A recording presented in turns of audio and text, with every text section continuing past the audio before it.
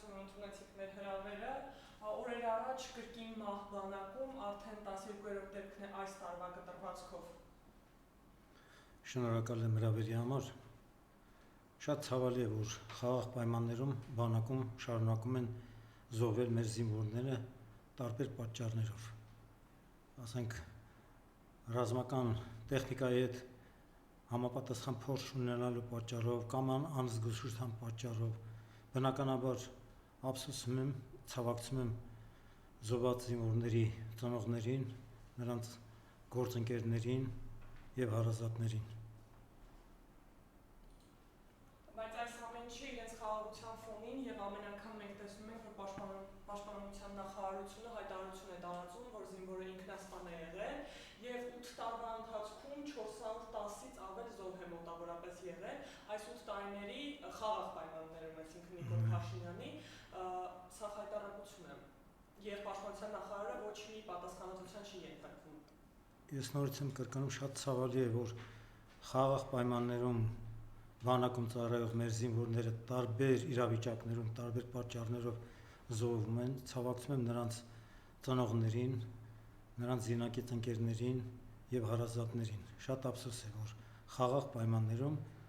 տարբեր պատճառներով զոհվում են մեր զինվորները։ Ես առիթն օգտագործելով ուզում եմ հիշեցնել նաեւ, որ այսօր Նիկոլ Դուման կամավորական ջոկատի 4 տղաների զոհվելու օրն է։ Մենք եղել ենք ընկերներով, մարտական ընկերներով Եռաբլուրում,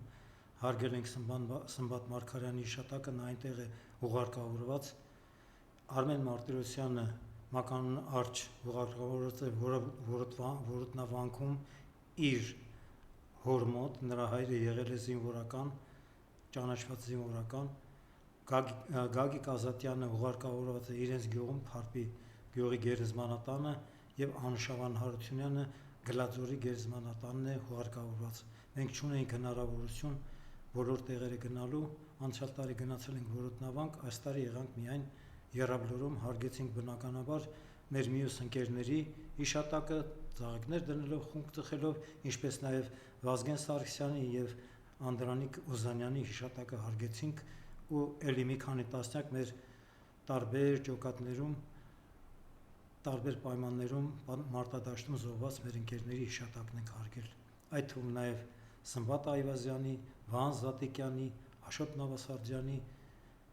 եւ ելի Մոնթե Մելքոնյանի եւ ելի մարդկանց հիշատակն ենք հարգել Եռաբլուրում։ Ուղղակի այստեղ խոսքը գնում է նրա մասին, որ Սուրեն Պապիկյանը ոչ մի պատասխանատվության չի ենթարկվում եւ նորից վերանշանակվում է այս նոր կառավարության կազմում, նորից վերանշանակվել է պաշտպանության նախարար։ Շատ ցավալի է, որ նման կադրային քաղաքականություն են իրականացնում, միայն իրենք ԿՊԱ-կանները մի տեղից հանում են մեկին, տեղափոխում են մյուս տեղ, այն մյուսին հանում են, տեղափոխում են մյուս տեղը, ռազմական ոստիկանության պետ է նշանակվել նախկին ոստիկանապետ Արամ Հովհաննիսյանը եւ այլն։ Աշոտ Զաքարյանն էր մինչ այդ ռազմական ոստիկանության պետ, որին շատ լավ ճանաչում եմ, դրական կարծիք չեմ կարող արտահայտել, նրանք ուրեմն բոլոր տեղերում նշանակում են ԿՊԱ-ականներին, իրենց կուսակցության անդամներին։ Այդ ոլորտում մասնագետ է թե մասնագետ չէ, նրանց դա չի հետաքրքրում։ Միայն տեղավորեն կարևորագույն պաշտոններում, հատկապես ուժային եւ իրապահ մարմիններում բոլորը ԿՊԱ-ականներ են կամ նախկին ԿՊԱ-ականներ։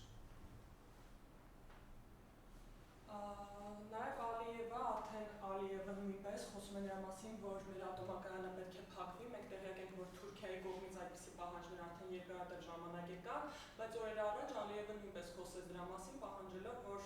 Հայաստանի Հանրապետությունում ատոմակայանը պետք է փակվի։ Ատոմակայանը Հայաստանի Հանրապետությունում չի փակվելու, դա ռուսական արտադրության ատոմակայան է եւ պարբերաբար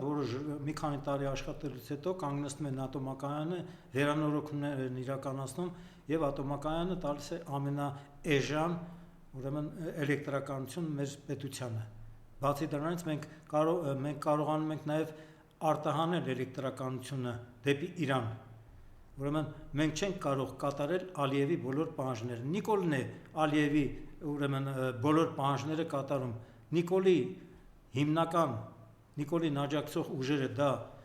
Ադրբեջանն է եւ Թուրքիան է։ Նա կատարում է Ալիևի եւ Էրդողանի բոլոր պահանջները եւ Նիկոլի կատարած գործողությունները բնականաբար վնաս են հասցնում մեր ժողովրդին, մեր պետությանը, մեր երկրի անվտանգությանը։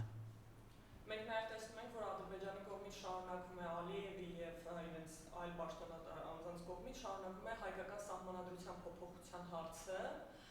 ինչ տեղի ունենա ըստ ձեզ։ Ազգային ժողովում ԿՊ-ն չունի սահմանադրական մեծամասնություն եւ նրանք չեն կարող կատարել սահմանադրական փոփոխություններ։ Ազգային ժողովում պետք է քվեարկվի, որպեսզի իրականացվի սահմանադրական փոփոխություններ, այսինքն դրվի հանրաքվեի։ Նրանք չունեն այդ մեծամասնությունը, որ սահմանադրության փոփոխությունները դրեն հանրաքվեի։ Հետո ինչ են ուզում փոխել։ Կարգն են ուզում փոխել, թե մնում է նույն խորհրդային համակարգը։ Մեր պայմաններում ես ուզում եմ նաեւ շեշտել մեկ անգամ եւս, որ խորհրդային կառավարման համակարգը իրեն չարդարացրեց։ Այդպիսի պայմաններում վարչապետը դառնում է բռնապետ, ինչպես Նիկոլ Փաշինյանն է։ Բոլոր ուժային կառույցներին ինքն է նշանակում, իրավապահ մարմիններին, բոլոր դեսպաններին, բոլոր նախարարներին, բոլոր փոխնախարարներին եւ ինչ կարգի որոշում ու օրենք ասես կարող են վերել անցկացնել։ Վերում են ապօրինաբար տարբեր պայմաններ են ուրեմն թելադրում մեր ժողովրդին, խաբեց մեր ժողովրդին 18 թվականին, խոստանալով անվտանգություն, խոստանալով քաղաքացիական իրավահավասարություն, խոստանալով արդարադատություն, խոստանալով պահպանել նաև Արցախը, 19 թվականին Նիկոլը գնաց Արցախ եւ իր ճղճղան ձայնով բացականչեց Ստեփանակերտի հրապարակում հանդիպելով Արցախի մեր հայրենակիցների հետ, Արցախը Հայաստան է եւ վերջ։ Իրեն վարկանիշը բարձրացնել տալով։ Ինչու հիմա Արցախը հայկական չէ։ Ինչու է հիմա ասում, որ Արցախը միշտ էլ իր բարբարով եմ ասում, եղել է Ադրբեջանի կազմում։ Նիկոլն այնքան տգետ է, որ տեղյակ չի, որ Արցախն Ադրբեջանի կազմում եղել է 1921 թվականից մինչև 1991 թվականը 70 տարի։ Հազարավոր տարիներ Արցախը եղել է հայկական, Արցախը եղել է հայկական ամենահզոր եւ ամենաուժեղ նահանգներից մեկը, Արցախը երկրորդ համաշխարհային պատերազմում հայրենական մեծ պատերազմում տվել է 4-5 մարշալ Խանֆերյանց, Խուդյակով, ռուսերեն տարբերակը, Իսակով, ուրեմն Բաբաջանյան, Վահրամյան եւ Ագանով Օհանյան 5 մարշալ է տվել Արցախը խորհրդային միությանը, Արցախը տվել է խորհրդային միությանը բազմաթիվ հերոսներ, Ներսոն Ստեփանյանն է հիշեցնում եւ բոլոր իմասածները մարտիկ գեներալները ստացել են խորհրդային միության հերոսի կոչումներ, Հայաստանը ունենալով 3 անգամ ավելի քիչ բնակչություն հայ ժողովուրդը, քան ադրբեջանցիները, մենք տվել ենք 106-ից ավելի հերոսներ, ադրբեջանցիք մեզնից լինելով 3 անգամ ավել, տվել են ընդամենը 63 խորհրդային միության հերոսներ։ Փաշինյանը ամբողջ օրը խոսում է Հայաստանի ինքնիշխան լինելուց, բայց մենք հենց հիմա հենց նույն այդ սահմանադրության փոփոխության հարցով տեսնում ենք, որ երկու պետություն, Ադրբեջանը եւ Ռուսաստանը, պահանջում են հանրաքվե անցկացնել։ Ինչ է կարծում, սա ինքնիշխան պետության կարգ է։ Ոչ, ուրեմն որևէ պետություն լինի դա Ռուսաստան, Թուրքիա, թե Ադրբեջան, թե հավաքական արևմուտք, որևէ պետություն իրավունք չունի մեզ թելադրելու, մենք փոխենք մեր սահմանադրությունը, թե չենք փոխելու մեր սահմանադրությունը։ Դա Հայաստանի քաղաքացիների, մեր ժողովրդի որոշելիք հարցն է։ Փոխում ենք սահմանադրությունը, թե չենք փոխում սահմանադրությունը, կամ կատարում ենք սահմանադրության մեջ որոշակի փոփոխություններ բարելավել կամ չբարելավել։ Իմ տեսակետն հետեւյալն է, որ խորհրդային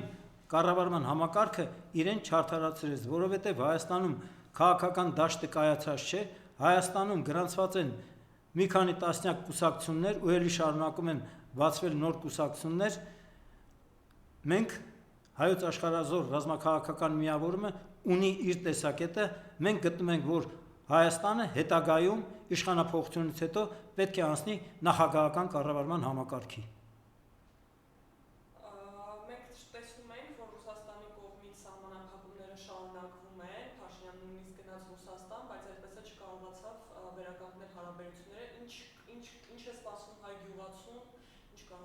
Հայ գյուղացին, մեր հայրենակից գյուղացիները հայտնվել են ծանր իրավիճակում, նրանք չեն կարողանում իրացնել իրենց արտադրանքը։ Ռուսաստանը չի ընդունում մեր կոնյակները, մեր խմիչքների գինիները, մեր խաղողը չի ընդունի, արդեն խաղողը օրինակ եղել է գյուղացին չի կարող իրացնել Հայաստանում իր խաղողը, Ծիրանը չի ընդունում մեր հանքային ջրերը չեն ընդունում, մի խոսքով գյուղացին մնում է ձեռունայն իր աճեցրած, հատկապես նաև ծաղիկ աճեցրած մեր հայրենակիցները, ջերմոցներում աճեցնում են ծաղիկները եւ չունենալով իրացման տեղ, ես տեսել եմ կադրեր Facebook-ում տանում են աղբարկներ են գցում իրենց աճեցրած ծաղիկները։ Գյուղացին շատ Նիկոլը հայտարարեց, որ իբր թե Հայաստանը իր արտադրանք հայ գյուղացիությունը կիրացնի Եվրոպայում։ Ես ուզում եմ պարզաբանել մեր ժողովրդին, որ Եվրոպայում ամեն ինչ կա։ Եվրոպայում, Իսպանիայում, Իտալիայում, Հունաստանում, մյուս Ֆրանսիայում եւ այլն բոլոր այն արտադրանքները, որոնք մենք ունենք, նրանք ունեն եւ մեր արտադրանքի կարիքը չունեն, դա մեկ։ Եվ երկրորդը, ինչ ճանապարհով ենք մենք տեղափոխում Եվրոպա մեր արտադրանքը։ Ինքնաթիռով ինչքան կարող ենք տեղափոխել։ Մենք արևմուտքում չունենք սահման, մեր սահմանը Թուրքիան փակել է, մենք չենք կարող Թուրքիայով բան տեղափոխել, մեր Վրաստանով եթե գնանք, պետք է ասենք ինքնաթիռով գնանք կամ գնացքով այնտեղից նավով գնան, ենթադրենք Սև ծովով հասնեն Բուլղարիա, Ռումինիա, Բուլղարիայում, Ռումինիայում այդ ամեն ինչը կա։ Մենք ցավոք սրտի մեր գյուղացիությունը շատ է տուժում, փչանում են այդ ապրանքները, որովհետև իրացման հնարավորություն մեր գյուղացին չունի։ Քաղաքային բնակչությունը չունի շատ միջոցներ, որ կարողանա իրացնել այդ ամենը։ Իրանի կողմից նույնպես ասած սպառնալիքներ կամ զգուշացումներ են հնչում Հայաստանի կողմի նկատմամբ TRIP-ի վերաբերյալ, քանի որ նրանք զգուշացնում են, որ TRIP-ը դա արդեն ամերիկյան գործոն է լինելու Հայաստանի տարածքում, իսկ ինչպես տեղյակ ենք, ԱՄՆ-ն Իրանի ամենամեծ թշնամիներից է եւ ստացվում է, որ մենք վերջին մեր բարեկամ հարևանին, այսպես ասած, նորից կորցնում ենք։ Ուրեմն անընդհատ կպնտարփողում է, որ TRIP ճանապարհ է լինելու, ադրբեջանցիները պահանջում են, որ Ադրբեջանից դեպի Նախիջևան, այնտեղից էլ դեպի Թուրքիա եւ հակառակ ուղղությամբ ուղևորափոխադրումներ ու բեռնափոխադրումներ կատարելու դեպքում որևէ հայ սահմանապահի, որևէ հայ զինվորի կամ որևէ հայ մաքսային ծառայողի չպետք է հանդիպեն։ Այսինքն օտարում են մեզանից, փորձում են օտարել Մեղրիի տարածաշրջանը։ Մեղրիի տարածաշրջանը այնքանով է կարևոր մեր համար, նախ դա մեր հայրենիքն է, մեր ինքնիշխան տարածքն է եւ դրանից զատ նաեւ մենք Մեղրիով գնում ենք դեպի Իրան, այնտեղից էլ կարող ենք գնալ դեպի Հնդկաստան, դեպի արաբական երկրներ, որոնց հետ մենք ունենք բարեկամական հարաբերություններ Հնդկաստանի հետ, Իրանի հետ եւ նաեւ որոշ արաբական երկրների հետ։ Փորձում են փակել այդ ճանապարհը եւ ուրեմն սահմանապահ մեր սահմաններում կանգնած են դեպի Թուրքիա, մեր արևմտյան սահմաններում եւ Մեղրիի հատվածում ռուս սահմանապահներն են կանգնած։ Մենք դրանով, եթե այդ ճանապարհով գնանք, մենք դառնում ենք երկու հզոր ուրեմն բլոկների բախման կիզակետ։ Արևմուտքում ՆԱՏՕ-ն է Թուրքիայի դեմքով, որովհետև Թուրքիան ՆԱՏՕ-ի իր թվականակով զինվորների ամենամեծ քանակն ունի Միացյալ Նահանգներից հետո, ՆԱՏՕ-ն է, բնականաբար նրանց դաշնակիցը նաև Իսրայելն է, եւ այստեղ ասենք Ռուսաստանն է, ռուս սահմանապահները ու Իրանը։ Մենք դառնում ենք կիզակետը այդ երկու բլոկների բախման կիզակետ ենք դառնում։ Մեր բնական դաշնակիցներն են Իրանը, Հնդկաստանը, Արևմուտքում Հունաստանը, որովհետեւ Թուրքիայի հետ Հունաստանը ունի լարված հարաբերություններ Կիպրոսի մասով, մեր թշնամիներն են Թուրքիան, Ադրբեջանը, այդ թվում նաև Իսրայելը եւ Պակիստանը, որոնք օգնում էին ամեն ինչով Ադրբեջանին 44 օրյա պատերազմ, իրենց ռազմական տեխնիկայով, իրենց սպայական կազմով, Իսրայելը իր հետախուզական ռազմական տեխնիկայով, Թուրքիան իր բարյակթարներով եւ նատոյական դասընթացներ անցած սպայական կազմով ղեկավարում էին այդ պատերազմը։ Մենք չենք պարտվել Ադրբեջանին, մենք պարտվել ենք ադրբեջանա-թուրքական ալյանսին։ Դրանից զատ ես ուզում եմ շեշտել, որ մեր զինվորները, մեր ազատամարտիկները, մեր սպաները չեն պարտվել, պարտվել է մեր դիվանագիտությունը, պարտվել է Նիկոլ Փաշինյանը, որովհետև նա իր կարգավիճակով հանդիսանում էր հայկական զինված ուժերի գերագույն գլխավոր հրամանատար, ով չի ծառայել բանակում եւ ոչինչ չի հասկանում ոչ բանակից, ոչ էլ պատերազմից։ Բացի դրանից, ես ունեմ հստակ տեղեկություններ, որ Նիկոլա Ալիևը համաձայնեցրել է Ադրբեջանը հարձակվի Արցախի վրա, ինքը լինելով հայկական զինված ուժերի գլխավոր հրամանատար, այնպես անի, որ մենք պարտություն կրենք ու Արցախը հանձնի Թուրքին, որովհետեւ Նիկոլը հայտարարում է, որ Արցախը վերադարձնելով Ադրբեջանին, մենք ավելացրեցինք Հայաստանի ինքնիշխանության աստիճանը։ Ոչ, Հայաստանը դարձավ շատ թույլ։ Մեր բոլոր բնակավայրերը եւ արևելյան եւ արևմտյան գտնվում են կրակի տակ։ Մի կողմից Նախիջևանի կողմից են գտնվում կրակի տակ, արևելքում բոլոր Սյունիքից սկսած դեպի Վայոց Ձոր, Գեղարքունիք, Տավուշ եւ այլն գտնվում են կրակի տակ, մեր սահմանամերձ բնակավայրերը եւ մի շարք ռազմավարական նշանակության դիրքեր ու բարձունքներ, ավելի քան 2000 ներողություն 200 քառակուսի կիլոմետր տարածք 44 օրյա պատերազմում մեր պարտության հետևանքով անցել է Ադրբեջանին, որտեղ Ադրբեջանի զինվորականները եկել նստել են կրակի տակ պահելով մեր սահմանամերձ բնակավայրերն ու ճանապարհները։ Սա է ԿՊ-ի իշխանության հետևանքը։ Մենք այսօր գտնվում ենք, մենք հաղթած ժողովուրդ ենք մինչև Նիկոլի ու ԿՊ-ի իշխանության գալը, հպարտ հաղթած ժողովուրդ ենք եւ Հայաստանն ու Արցախը միասած կազմում են ավելի քան 42000 քառակուսի կիլոմետր տարածք։ Այսօր Նիկոլն հայտարարում է, որ Հայաստանի տարածքը ընդամենը 29743 կիլոմետր է եւ այդ չափով նշանները քարտեզ կպցրել են իրենց կրծքին ու գնում են տարբեր կարգի հանդիպումների, հասկացնելով, որ մենք որևէ պահանջ չունենք Ադրբեջանից, որ Արցախը հավերժ պետք է մնա Ադրբեջանի կազմում եւ Հայաստանը պետք է դառնա ադրբեջանա-թուրքական, այսպես կոչված վիլայետ։ Դա չի լինելու, որևէ իշխանություն հավերժ չէ։ Այս ընտրությունների արդյունքում նրանք ընտրակեղծիքներով եւ մեր ժողովրդին վախեցնելով նոր պատերազմով Նիկոլը հայտարարում էր, որ եթե քաղաքացիական պայմանագիր կուսակցությունը չվերցնի համանդրական մեծամասնություն, ապա օգոստոսին սկսվելու է պատերազմ, աղետալի պատերազմ, վախեցնելով մեր ժողովրդին, որ եթե ԿՊ-ն չվերցնի մեծամասնություն, ապա պատերազմ է լինելու, պատերազմներից, զոհերից ու պարտությունից հոգնած մեր ժողովրդին վախեցնելով նորից կարողացան կեղծիքներով վերցնել ու երկարաձգել իրենց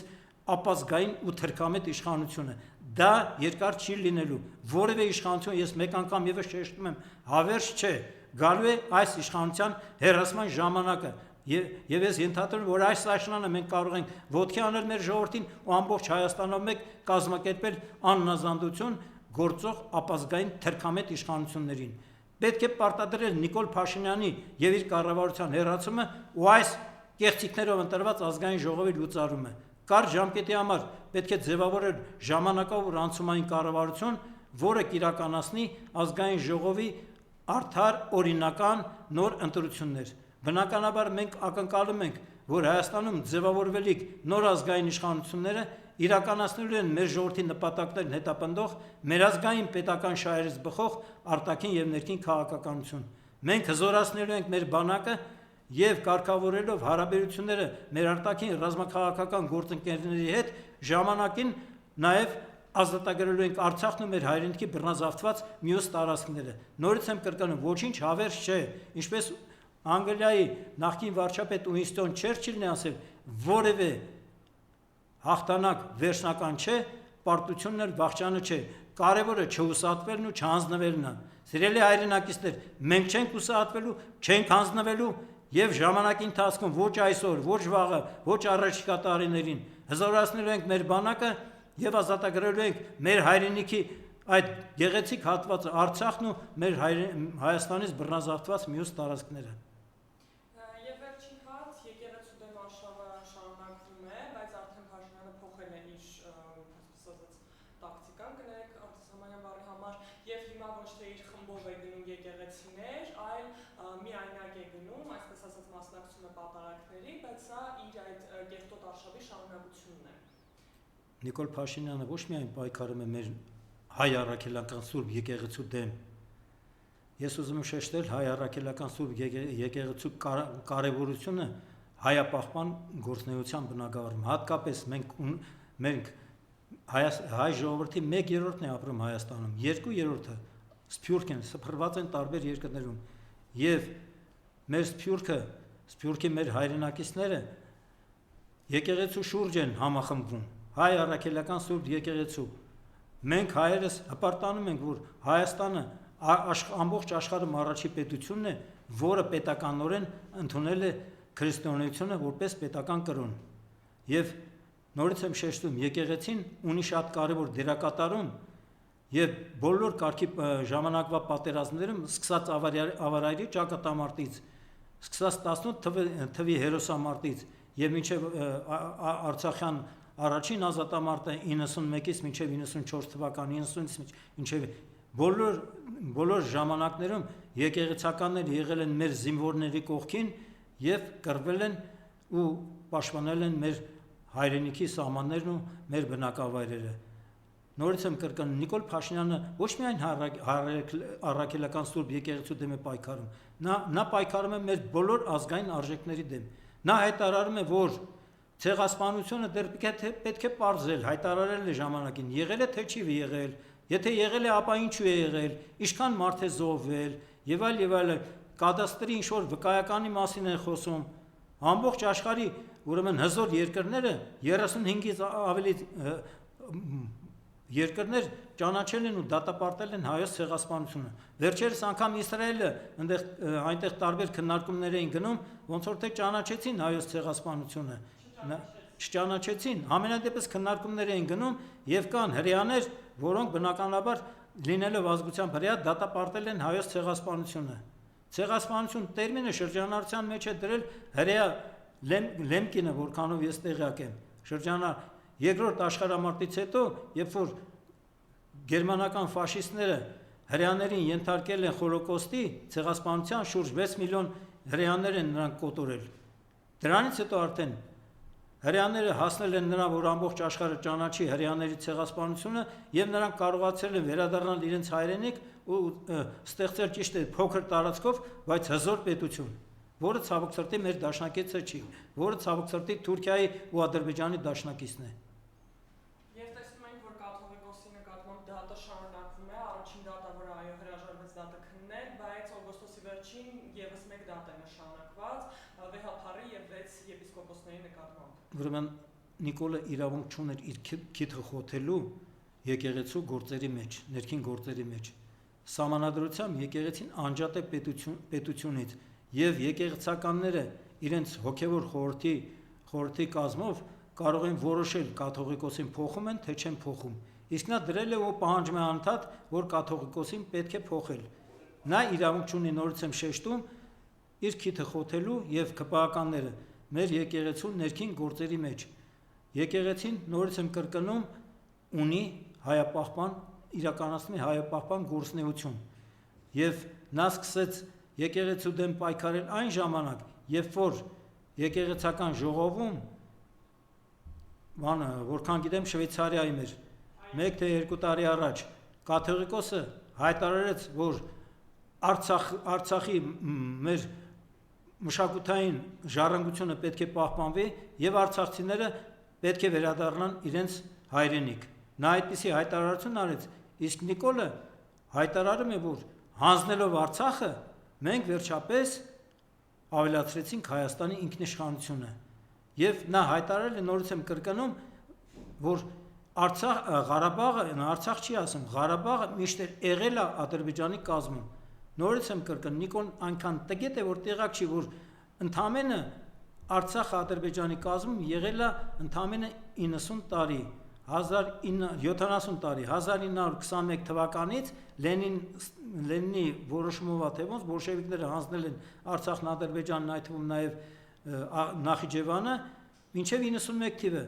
91 թվից սկսվել է Արցախյան շարժումը եւ մինչև 94 թիվը մենք հաղթել ենք Ադրբեջանին ու ազատագրել ենք Արցախն ու միացրել ենք Արցախը Հայաստանին եւ Քարվաճառով եւ այսպես կոչված Բերձորի միջանցքով, Լաչինի միջանցքով ու հարավային նաև հատվածով։ Ու այդ ամենը 12000 քառակուսի կիլոմետր Նիկոլը հանձնել է մեծ տարելի պարտության եւ հանձնել է Ադրբեջանին ու հիմա էլ հայտարարում են, որ Ադրբեջանի հետ պետք է ստեղծենք առևտրական հարաբերություններ, Ադրբեջանից մի ժամանակ հայտարարում են, որ ցորեն ենք բերել Ղազախստանի ցորեն, բայց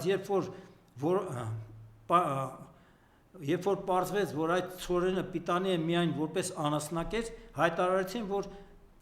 կառավարությունը գործ չունի այդ ցորենի ներկրման հետ, իբր թե այդ ցորենը ներկրել է Սամվել Ալեքսանյանը իր անձնական իր կարիքների համար, գցեցին լփիկի վրա, այսպես ասած։ Շնորհակալ եմ հրավերի համար։